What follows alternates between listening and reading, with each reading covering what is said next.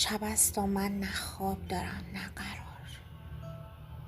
دلم مثل پنجره نیمه باز رو به خیالی دور که هیچ وقت نمیرسه.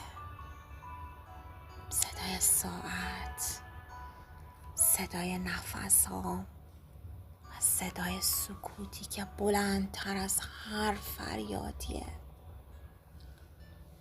دلم برای چیزی تنگ شده که اسم نداره، شکل نداره، فقط هست در گوشه ای از شب، جای میون ستاره ها و سایه ها.